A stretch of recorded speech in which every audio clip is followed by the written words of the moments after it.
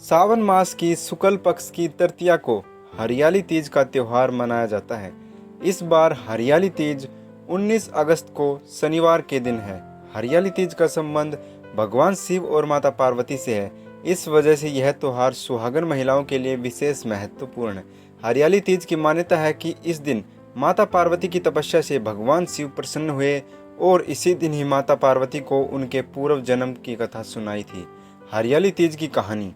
भगवान शिव ने देवी पार्वती को उनके पिछले जन्मों की याद दिलाने के लिए तीज की कहानी सुनाई।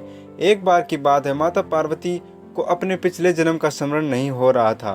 तब भोलेनाथ माता से कहते हैं कि हे पार्वती, आपने मुझे पाने के लिए 107 बार जन्म लिया, लेकिन आप मुझे पति के रूप में नहीं पा सकी थी। लेकिन 108वें जन्म में आप पर्वतराज हिमालय के घर में पैदा हुई और मुझे वर के रूप में पाने के लिए घोर तपस्या की।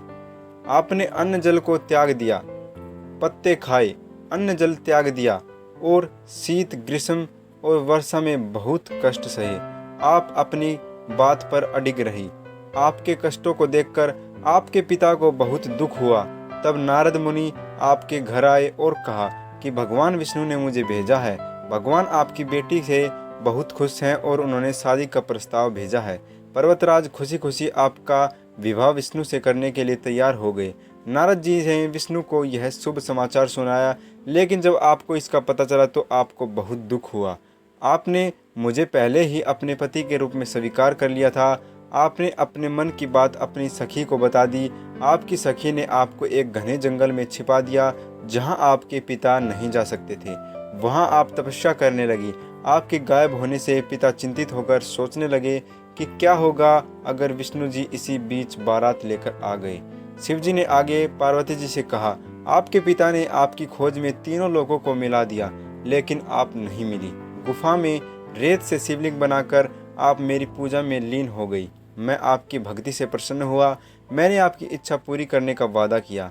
आपके पिता आपको खोजते हुए गुफा में पहुंचे। आपने बताया कि शिव को पति के रूप में प्राप्त करने के लिए अधिकांश जीवन तपस्या में व्यतीत हुआ है। आज तपस्या सफल हुई। शिव जी ने मेरा पत्नी के रूप में वर्ण कर लिया है। मैं एक शर्त पर आपके साथ घर जाऊंगी, जब आप मेरा विवाह शिव जी से करने के लिए राजी हो जाओगे। पर्वतराज हमारा विवाह कराने के लिए राजी हो गए। बाद में हमने पूरे विधि विधान से शादी कर ली। हे पार्वती, आपने जो कठोर व्रत रखा था उसके कारण हम विवाह कर सके। जो भी स्त्री इस व्रत को पूरे मन से करती है उसे मैं मनवांछित फल देता हूँ। वीडियो अच्छी लगी तो वीडियो को लाइक करना और चैनल को सब्सक्राइब जरूर करना, क्योंकि ऐसी वीडियो हम आपके लिए लाते रहते हैं।